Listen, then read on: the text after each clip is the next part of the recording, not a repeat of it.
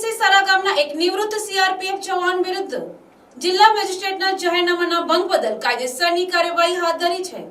જવાન પર પરવાનગી વિના 800 થી 1000 લોકોની મેદની એકઠી કરીને લાઉડ સ્પીકરનો ઉપયોગ કરી ધાર્મિક કાર્યક્રમ યોજવાનો આરોપ છે।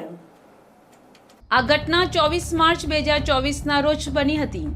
ઉનાઈ આઉટપોસ્ટ વિસ્તારમાં પેટ્રોલિંગ દરમિયાન પોલીસને બાતમી મળી હતી કે સરા ગામના ગામિત ફળિયામાં મોટા અવાજે લાઉડ સ્પીકર વગાડીને કોઈ કાર્યક્રમ ચાલી રહ્યો છે।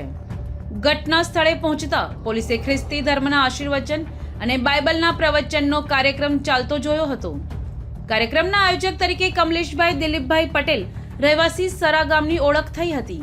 તેમણે જણાવ્યું હતું કે તેઓ આસામ ખાતે સીઆરપીએફની 30 બટાલિયનમાંથી નિવૃત્ત થયા છે અને પોતાની નિવૃત્તિના સન્માનમાં તેમજ પ્રભુનો આભાર માનવા માટે આ ભોજન સમારંભ અને ધાર્મિક સભાનું આયોજન કર્યું હતું।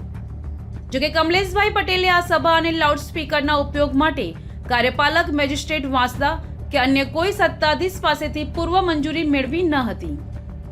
નવસારી જિલ્લા મેજિસ્ટ્રેટ અને કલેક્ટર દ્વારા બહાર પાડવામાં આવેલા કાયમી જાહેરનામા મુજબ આવા કાર્યક્રમો માટે પૂર્વ મંજૂરી ફરજિયાત છે। આ જાહેરનામાનો ભંગ કરવા બદલ પોલીસે કમલેશભાઈ પટેલ વિરુદ્ધ ભારતીય ન્યાય સંહિતા 2023ની કલમ 223 હેઠળ ગુનો નોંધી વધુ તપાસ હાથ ધરી છે।